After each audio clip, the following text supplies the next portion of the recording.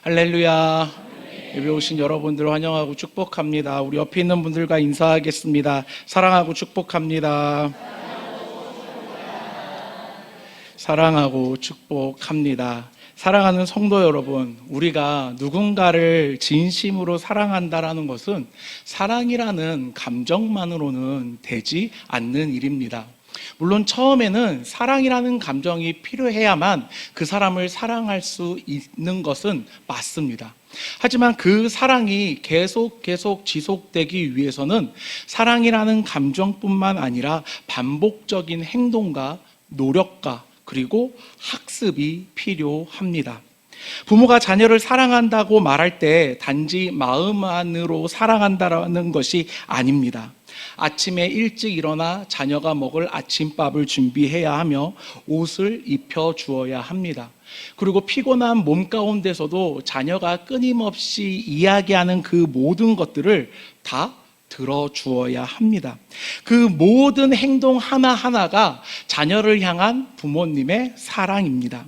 오늘 우리가 함께 나눌 본문인 신명기 6장 1절부터 9절은 이스라엘 백성이 가나안 땅에 들어가기 전 모세가 남긴 유언과도 같은 말씀 중 하나입니다. 모세는 단호하게 이스라엘 백성들을 향해 이렇게 선포합니다. 너희는 마음을 다하고 뜻을 다하고 힘을 다하여 내 하나님 여호와를 사랑하라. 이 말씀은 단지 머리로 이해하라는 명령이 아닙니다. 이스라엘 백성이 삶의 전 영역에서 하나님을 기억하고 사랑하며 그 사랑을 자녀들에게도 가르치고 삶 속에서 드러내라는 전인격적인 명령입니다.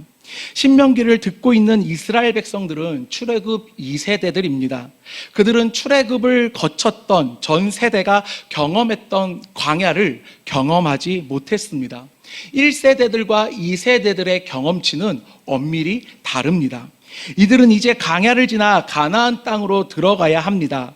인생의 큰 변화가 찾아오는 변곡점에 서 있습니다. 가나안 땅은 황무지가 아닙니다. 그들이 가나안 땅에 들어가서 황무지를 개간하고 땅을 뒤엎는 일을 하는 것이 아닌 가나안 지역에는 이미 가나안 7족속과 더불어 많은 족속들이 살고 있었습니다. 그곳에는 그들만의 문화가 있으며 많은 신이 있습니다. 이스라엘 백성들이 한 번도 경험하지 못한 문화와 마주해야 했습니다. 그 문화에는 이스라엘 백성들의 흥미를 끄는 문화가 있을 것이고 그 문화 중에는 이스라엘 백성들을 유혹하는 문화도 있을 것입니다.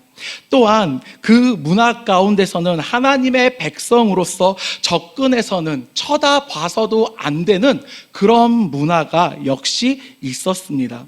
그렇기 때문에 모세는 출애굽 2세대들에게 다시 한번 말씀을 통해 그들이 믿고 있는 하나님에 대해 하나님의 백성으로서 어떻게 행동해야 하는가를 오늘 본문 말씀을 통해 가르치고 있습니다. 오늘 우리는 본문 말씀을 통해 3가지 질문을 하려고 합니다. 첫 번째 질문은 하나님을 사랑하는 삶이 무엇인지, 두 번째로 그 사랑이 어떻게 실천돼야 하는지, 셋째로 그 사랑을 다음 세대에게 어떻게 전할 수 있는지를 함께 나누고자 합니다. 오늘 본문 말씀 1절에서 3절 말씀을 함께 읽겠습니다. 이는 곧 너희의 하나님 여호와께서 너희에게 가르치라고 명하신 명령과 규례와 법도라. 너희가 건너가서 차지할 땅에서 행할 것이니 곧 너와 내 아들과 내 손자들이 평생에 내 하나님 여호와를 경외하며 내가 너희에게 명한 그 모든 규례와 명령을 지키게 하기 위한 것이며 또 내 나를 장구하게 하기 위한 것이라. 이스라엘아 듣고 삼가 그것을 행하라. 그리하면 내가 복을 받고 내 조상의 하나님 여호와께서 내게 허락하신 같이 젖과 꿀이 흐르는 땅에서 내가 크게 번성하리라. 아멘.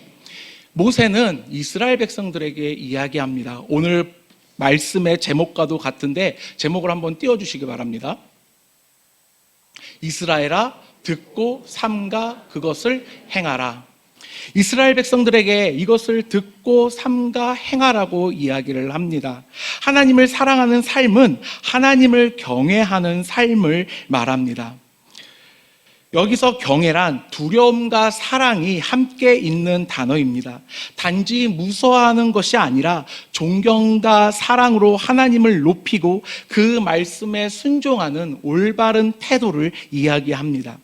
하나님께서 이스라엘 백성들에게 주신 율법은 단순한 규칙 모음이 아닙니다. 하나님의 성품과 뜻이 담긴 사랑의 표현입니다. 부모가 아이를 사랑하기에 아이들에게 이렇게 가르칩니다. 애야, 찻길을 건널 때는 좌우 차가 오는지 확인하고 파란불에만, 녹색불에만 횡단보도를 건너야 해라고 규칙들을 하나하나 알려줍니다. 밤늦게까지 다니지 말고 혹시 늦게 돌아오게 되면 엄마에게, 아빠에게 꼭 연락해야 돼라고 이야기를 해줍니다. 이 이야기는 자녀를 옥매이기 위한 이야기가 아닙니다. 규칙이 아닙니다. 자녀를 사랑하기에 자녀에게 하는 이야기입니다. 따라서 하나님의 명령을 지키는 것은 단순한 하나님의 자녀로서 하나님의 백성이 가져야 할 의무감이 아니라 하나님을 사랑하고 경외하는 자의 자연스러운 삶의 반응입니다. 우리가 하나님을 진심으로 사랑한다면 그 사랑은 우리의 행동, 말, 선택에 고스란히 드러날 것입니다. 사랑하는 성도 여러분, 여러분은 하나님의 말씀 앞에서 어떤 태도를 가지고 계십니까? 말씀이 부담으로 여겨지십니까? 아니면 하나님의 사랑의 음성으로 받아들이고 계십니까? 오늘 우리의 신앙을 다시 점검해야 할 때입니다. 하나님을 사랑하는 사람은 반드시 하나님을 경외하며 그분의 명령을 기쁨으로 받아들입니다. 하나님을 사랑하기에 하나님께서 주신 그 말씀을 존중하고 그 말씀을 사랑으로 받아들여서 그 말씀에 순종하는 삶을 사는 것이 하나님을 사랑하는 삶을 살아가는 것과 하나님의 자녀가 취해야 할 삶의 태도인 것입니다. 하나님을 사랑하는 인천중앙교회 성도 여러분, 하나님의 율법을, 하나님의 말씀을 경외함으로 받아들이며 그 말씀을 사랑하는 우리 인천중앙교회의 모든 성도 여러분들이 되시길 축복합니다. 두 번째로, 하나님을 향한 우리의 사랑은 전인격적인 삶의 헌신으로 실천되어야 합니다. 본문 4절에서 5절을 보면 신앙생활의 핵심이 나옵니다. 4절에서 5절 말씀을 함께 읽겠습니다. 이스라엘아 들으라, 우리 하나님 여호와는 오직 유일한 여호와이시니 너는 마음을 다하고 뜻을 다하고 힘을 다하여 내 하나님 여호와를 사랑하라. 아멘. 모세는 이스라엘 백성들에게 하나님을 유일하신 하나님이라고 말하고 있습니다. 이스라엘 백성들이 하나님께서 유일한 하나님이라는 그 사실을 몰랐기에 모세는 이스라엘 백성들에게 유일하신 하나님이라고 표현을 했을까요? 이것은 이스라엘 백성들이 들어가야 할 가나안 땅에 많은 신이 있기 때문입니다. 그곳에는 셀 수 없을 만큼 많은 신이 있지만 그 신들 가운데, 그 신들 중에 유일한 신은 오직 하나님임을 이스라엘 백성들에게 미리 일러두고 있습니다.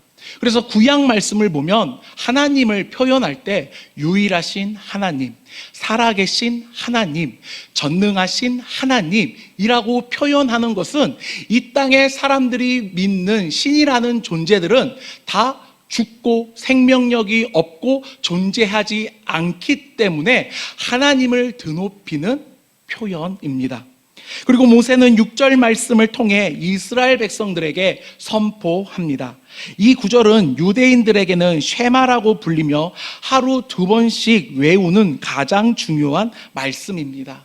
마음을 다하고 뜻을 다하고 힘을 다하여 라는 표현은 하나님을 사랑하는 것이 단지 종교적 활동의 한 부분이 아니라 삶 전체라는 것을 강조하고 있습니다. 마음은 우리의 감정과 의지, 정신을 포함한 내면 전체를 의미합니다. 우리가 학생들하고 함께 있다 보면 학생들이 예배 드리는 태도를 보면 이 학생이 예배를 집중하고 있구나라는 것을 볼 수 있습니다. 그 태도를 보면 예배에 집중하지 못하는 학생들은 몸을 자꾸 움직인다든지 아니면 성경책을 폈다 덮었다 한다든지 아니면 읽지도 않는 성경책을 자꾸 읽는다든지 그런 행동들을 합니다. 그러면 그 친구에게 무슨 일 있었는지 물어보면 좋은 선물을 받아서 빨리 집에 가서 그것을 해보고 싶다든지 아니면 다른 중요한 약속이 있어서 그 약속만을 생각하고 있다든지 몸은 예배 장소에 와 있지만 정신은 어디에 있는 겁니까? 이미 다른 곳에 있게 되는 것입니다. 우리가 하나님을 마음을 다하여 생각하고 사랑한다는 것은 우리의 내면의 모든 것이 오직 하나님께만 집중되어야 하는 것입니다. 뜻은 그분의 의도를 말합니다. 즉, 우리는 하나님의 의도를 간파하고 그분의 의도대로 우리의 모든 행동과 생각과 계획이 하나님께 맞춰야 한다는 뜻입니다. 우리가 사랑하는 사람의 의도를 파악하는 것은 매우 중요합니다. 아내와 함께 길을 가고 있다가 아내가 무심결에 저 케이크 맛있겠다 라고 하고 지나간다면 남편이 해야 할 행동은 무엇일까요? 1번, 그냥 지나간다. 2번, 맛있겠다. 맞장구를 친다. 3번, 지나가고 사간다. 3번입니다. 그 케이크는 반드시 사가야 합니다. 당장 사지 않더라도 집에 도착했다면 여보 잠깐만 나 잠깐 밖에 볼일 좀 보고 올게 하고 금방 나갔다가 그 케이크를 사들고 와야 합니다. 이것이 사랑받는 남편의 행동입니다. 그 사람도 사랑하는 사람의 의도를 잘 파악해야 사랑받습니다. 우리 역시 하나님의 의도를 잘 알아야 합니다. 하나님의 계획이 무엇인지, 하나님께서 하시고자 하는 그 뜻이 무엇인지 우리는 하나님의 그 의도를 빨리 간파해야 합니다. 힘은 정성을 이야기합니다. 정성을 다하기 위해서는 우리의 몸과 에너지, 시간과 물질을 포함한 모든 것을 그곳에 쏟아 부어야 합니다. 우리가 어떤 일을 할 때 그 일이 매우 중요한 일이라고 생각하면 우리는 그 일이 잘 끝나기 위해 그 일에 집중하고 내 모든 것을 그 일에 쏟아 붓습니다. 하나님의 일 역시 마찬가지입니다. 우리가 예배 드리는 건 역시 우리의 정성이 반드시 들어가야 합니다. 정성이 빠진 예배는 하나님께서 받지 않으십니다. 옛날 어르신들께서는 헌금을 내기 위해 지폐가 구겨지면 그것을 다리미로 다리셨습니다. 그리고 주일날 입고 갈 옷들을 미리 구별하셨고 장사하시는 분들은 빳빳한 돈, 새 돈이 들어오면 그 돈을 한 곳에 빼놨다가 헌금으로 하나님께 드렸습니다. 이런 모든 삶의 영역에서 정성을 다해야 합니다. 정성을 다한다라는 것은 사랑하는 그 대상을 사랑한다는 말이며 그것을 소중하게 여기는 태도입니다. 하나님께서는 우리가 정성을 다해 드리는 예배를 기뻐 받으십니다. 사랑하는 남녀가 데이트를 할 때 참 많은 준비가 필요합니다. 좋은 옷을, 깔끔한 옷을 입어야 하고 화장을 예쁘게 해야 하며 맛집을 미리 검색해야 하고 밥을 먹은 뒤 무엇을 해야 할지 고민하고 찾아놔야 합니다. 그래야만 서로 간의 사랑을 확인하고 만족한 데이트를 할 수 있습니다. 하지만 데이트를 할 때 남자가 자고 있었던 옷 그대로 나가고 머리가 눌리고 집에서 씻는 쓰레빠를 질질 끓으면서 온다면 여자는 아마 정내미가 떨어질지도 모릅니다. 사랑하는 사람에게도 정성을 다하는 모습을 보여주기 위해 노력합니다. 우리 역시 하나님을 사랑한다면 하나님께 드리는 예배에 우리의 정성을 다 쏟아내야 합니다. 우리의 힘을 하나님께 드리는 예배에 쏟아야 합니다. 그것이 힘들다고 느껴져서는 안 됩니다. 하나님을 사랑하기에 하나님께서는 우리가 당신께 드리는 정성을 다한 예배를 기뻐 받으십니다. 다시 말해 우리는 우리의 감정으로도 생각으로도 삶의 모든 자원으로 하나님을 사랑해야 합니다.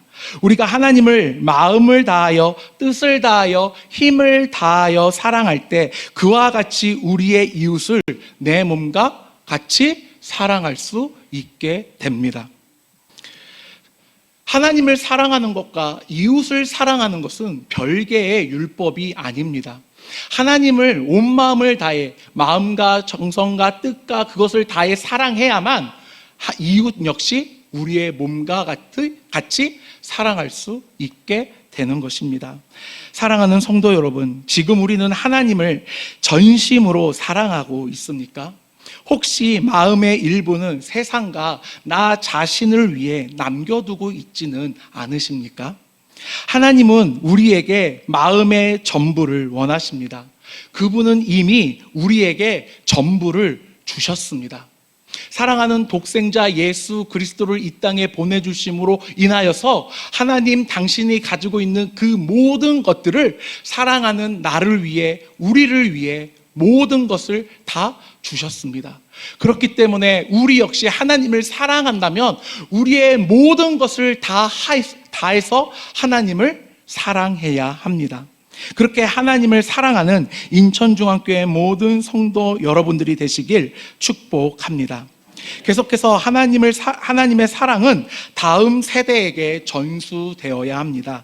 본문 말씀 6절에서 9절 말씀을 함께 읽겠습니다. 오늘 내가 내게 명하는 이 말씀을 너는 마음에 새기고 내 자녀에게 부지런히 가르치며 집에 앉았을 때에든지 길을 갈 때에든지 누워 있을 때에든지 일어날 때에든지 이 말씀을 강론할 것이며 너는 또 그것을 내 손목에 메어 기호를 삼으며 내 미간에 붙여 표를 삼고 또 내 집 문설주와 바깥문에 기록할지니라. 아멘. 하나님을 사랑하는 삶은 개인의 경건에서 멈추지 않습니다. 가정과 공동체 그리고 다음 세대로 흘러가야 합니다. 이 말씀은 부모된 자들에게 주어진 사명이며 신앙 공동체 전체의 사명이기도 합니다. 하지만 요즘 많은 부모님들은 자녀들의 신앙 교육을 교회에 모두 맡기십니다. 교회 학교에 보내는 가장 큰 이유는 우리 자녀들이 말씀 안에서 바른 신앙 생활을 하고 하나님을 믿고 바르게 자라길 바라는 마음에 교회 학교를 보내고 그곳에 모든 것을 위임하십니다. 하지만 신앙은 자녀를 교회 학교로 교회 부서로 보낸다고 해서 만들어지는 것이 아닙니다. 교회 학교가 언제 생겼을까요? 교회 학교의 역사는 생각보다 그렇게 길지 않습니다. 유럽의 산업혁명이 일어났을 때 가정의 부모님들이 다 공장으로 출근해야 하니 가정마다 아이들을 돌봐줄 곳이 없게 되자 교회를 섬기는 분들이 그 아이들을 가정으로 데리고 와서 그 아이들을 먹이고 재우기 시작했습니다. 그리고 그 아이들의 인원이 늘어나자 혼자 감당할 수 없게 되자 교회는 그 아이들을 교회로 데리고 와서 교회 학교를 세우고 그 아이들에게 말씀을 가르치고 공부를 가르치며 삶을 가르치기 시작했습니다. 이것이 교회 학교의 시작입니다.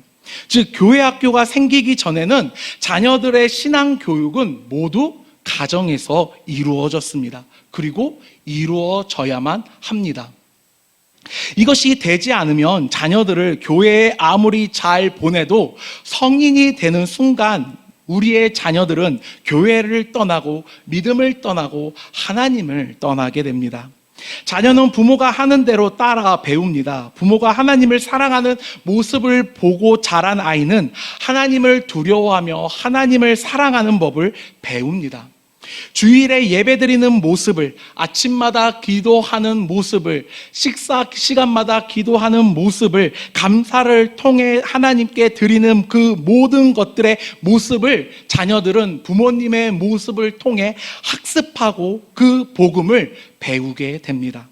본문에서는 하나님의 말씀을 부지런히 가르치라고 합니다.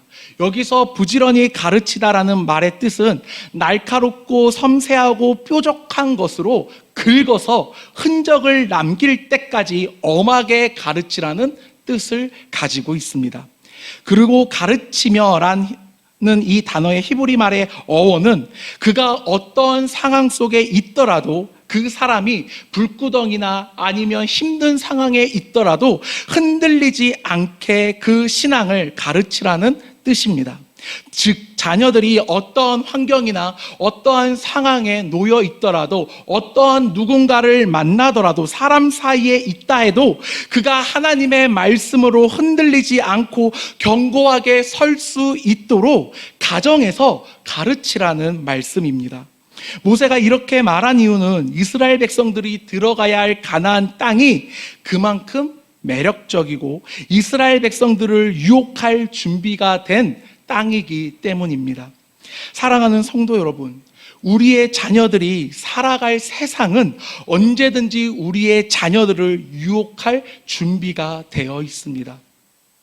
자녀들이 혹해서 넘어갈 만한 무수히 많은 매력적인 문화들이, 컨텐츠들이 즐비해 있습니다. 그렇기 때문에 자녀들의 마음에 말씀이 흔적으로 남아있지 않으면, 견고하게 설 수 없게 된다면 우리의 자녀들은 언제든지 흔들리고 넘어지게 될 것입니다. 그리고 그 넘어진 자녀들은 일어날 힘이 없는 상태에서 세상으로 향해 나아가게 됩니다. 그렇기 때문에 우리는 자녀들을 향해 말씀으로 부지런히 가르쳐야 합니다. 그리고 모세는 어떻게 가르쳐야 하는지 그 방법을 구체적으로 말하고 있습니다.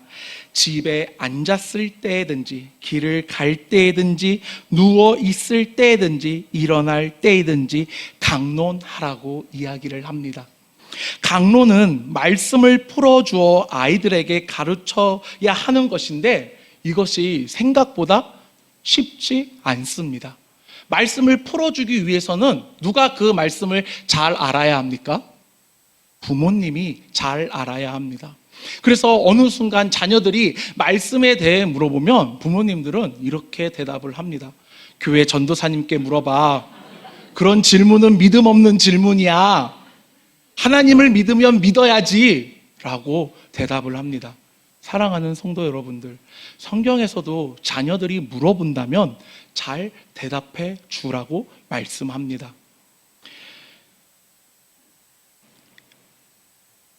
우리의 자녀들의 교육은 강제로 시켜서는 안 됩니다. 정해진 시간에 아이들을 불러서 자, 이제 성경 공부할 시간이다. 모두 자리에 앉아. 로 시작해서는 또 안 됩니다. 그렇게 되면 어린 마음에 반발심이 일어나게 되고 그런 환경에 놓여지게 되면 아버지가, 아빠가, 부모님이 믿는 하나님을 믿지 않겠다라고 오히려 반발하게 됩니다. 그렇다면 우리는 자녀들을 어떻게 가르쳐야 할까요? 이는 일상의 모든 순간이, 가정의 삶 전체가 하나님의 말씀을 가르침의 시간이 되어야 하며 하나님이 인식되도록 하나님에 관해 끊임없이 대화를 해야 합니다. 우리는 밥을 먹을 때 일상적인 자녀들과 혹은 부부 사이에 일상적인 이야기를 합니다. 하지만 그 대화 어디에도 하나님에 관해, 말씀에 관해 한 주 목사님께서 하신 설교나 전도사님께서 전하신 말씀에 관한 이야기는 하지 않습니다. 우리의 일상에서 이것이 이루어져야 합니다. 자녀들과 함께 주일 설교에 관해, 하나님에 관해 우리는 일상에서 자녀들과 자연스럽게 대화가 이어져야 합니다. 오늘 전도사님의 말씀은 어땠니? 한 주 말씀을 읽으면서 궁금했던 적은 없었니? 이런 이야기들이 그 가정에서 자연스럽게 이루어져야 합니다. 이것이 모세가 말한 집에 앉았을 때든지 길을 갈 때든지 누워 있을 때든지 일어날 때든지에 관한 가르침입니다. 사랑하는 성도 여러분, 혹시 여기 앉아 계신 분들 중에 고향이 충청도 혹은 전라도, 경상도, 지방이신 분들이 혹시 있습니까? 네. 우리가 그런 지방에 사셨던 분들의 특징을 혹시 알고 계십니까? 그분들과 대화를 좀 하다 보면, 아, 이분이 전라도 분이시구나, 충청도 분이시구나, 경상도 분이시구나라는 것을 단번에 알 수 있게 됩니다. 무엇으로 알게 됩니까? 말을 통해 알게 됩니다. 억양을 통해, 아니면 그 말에 사투리가 묻어 나옵니다. 저희 할머니께서는 전라도 분이셨습니다. 그래서 제 앞에서 어렸을 때부터 할머니 손에 자란 저는 할머니의 사투리를 많이 듣고 자랐습니다. 그래서 저 역시 그 영향 때문인지 몰라도 말이 순간 튀어나오지 않으면 순간 튀어나온 단어는 거시기입니다. 그 거시기 있잖아요. 그 거시기, 그 거시기 알지? 이러면서 말을 이어가는 모습을 볼 수 있습니다. 종지가 무엇인지 아십니까? 맞아요. 작은 그릇을 말합니다. 친구들과 놀러 갔을 때, 야, 그 종지 좀 갖고 와봐 이랬더니, 그게 뭐야? 계속 물어보더라고요. 전 종지가 표준어인 줄 알았습니다. 하지만 표준어가 아니었습니다. 제 친구 중에 부산에서 이제 20살에 대학을 다니기 위해 상경한 목사님이 한 분 계십니다. 근데 그 목사님이 이렇게 모여서 이야기를 하면 항상 이야기를 합니다. 야, 나는 이제 서울 사람이야. 부산 사람이 아니야. 나는 이제 표준어만 이야기해. 표준어로 말해. 하지만 그의 말을 들어보면, 그 목사님의 말을 들어보면 사투리가 곳곳에 묻어나옵니다. 그 말에 사투리가 나오는 이유는 사투리가 그 인에 깊숙이 심어졌고 자리하고 있기 때문입니다. 우리의 자녀들에게 하나님에 관해서, 그리고 말씀을 어렸을 때부터 가르치어 자녀들의 제2의 본성이 될 수 있도록 해야 합니다. 본질이 될 수 있도록 해야 합니다. 자녀의 성품이 될 수 있도록 만들어 주어야 합니다. 그러기 위해서는 이 모든 가정에서부터 이루어져야 하며, 부모님께서 그 모습을, 신앙생활하는 모습을 자녀들에게 보여주어야 합니다. 제가 전에도 말씀드렸다시피 저는 어렸을 때부터 아버지의 강권적인 권유로 인해서 성경책을 읽기 시작했습니다. 하지만 제가 그 성경책을 읽을 수 있었던 이유는 아버지께서 가정에서 성경책을 읽는 모습을 보여주셨기 때문입니다. 아버지께서 성경책을 많이 읽으실 때는 한 달에 1독을 하셨습니다. 1독을 하기 위해서는 하루에 100장 이상을 읽으셔야 합니다. 아버지는 시간만 되시면 매일매일 말씀을 읽으셨습니다. 저희 어머니께서는 지금도 기도를 꾸준히 하시는데 하루에 기도를 15시간 정도 하십니다. 아침에 하루에 잠자는 시간과 화장실 가는 시간과 그리고 밥 먹는 시간, 그리고 마지막으로 조카 보는 시간을 제외하면 다 교회로 내려가셔서 계속 기도하십니다. 어렸을 때부터 그런 부모님들의 모습을 봐왔기에 기도하는 것은 삶의 자연스러운 태도가 되었고, 말씀을 읽는 것은 제 삶의 자연스러운 모습이 되었습니다.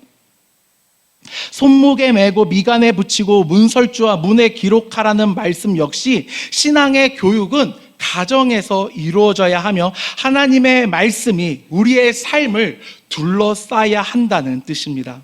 사랑하는 성도 여러분, 여러분들의 자녀는, 가정은 지금 무엇을 보고 배우고 있습니까?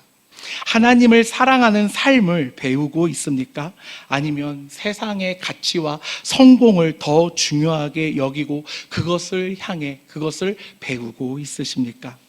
교회는 자녀들에게 복음을 전하기 위해 노력해야 하고, 가정은 그것을 이어가는 공동체가 되어야 합니다. 그리고 성도 한 사람 한 사람은 말씀을 부지런히 마음에 새기고 삶의 언어로 복음으로 살아가야 합니다. 사랑하는 성도 여러분, 신명기 6장은 단지 말씀의 율법의 요약이 아닙니다. 이것의 초점은 사랑의 초청입니다. 하나님께서 먼저 우리를 사랑하셨기에 우리도 그분을, 하나님을, 말씀을 사랑해야 합니다. 그리고 그 사랑은 단지 말뿐인 사랑이 아닌 우리 삶으로, 우리 삶의 전 영역에서 드러나야 합니다. 말씀을 마음에 새기고 자녀에게 가르치고 문에 붙이는 것은 단지 형식적인 명령이 아닙니다. 그것은 사랑의 반복입니다. 하나님을 사랑하는 마음은 매일 새로워져야 하고 말씀은 반복되어야만 합니다. 반복을 통해 사랑은 깊어지고 견고해질 수 있습니다. 하나님은 우리의 마음을 원하십니다. 감정만이 아니라 행동과 습관, 가정과 직장, 우리의 일상 전체를 통해 하나님을 높이길 원하십니다. 오늘 말씀을 마음에 새기고 힘을 다하여서, 뜻을 다하여서, 마음을 다하여서 하나님을 사랑하는 그 실천을 살아가길 원합니다. 하나님을 사랑하고 그 사랑을 삶으로 드러냄으로 인하여서 하나님의 기쁨이 되는 우리 인천중앙교회 모든 성도 여러분들이 되시길 축복합니다.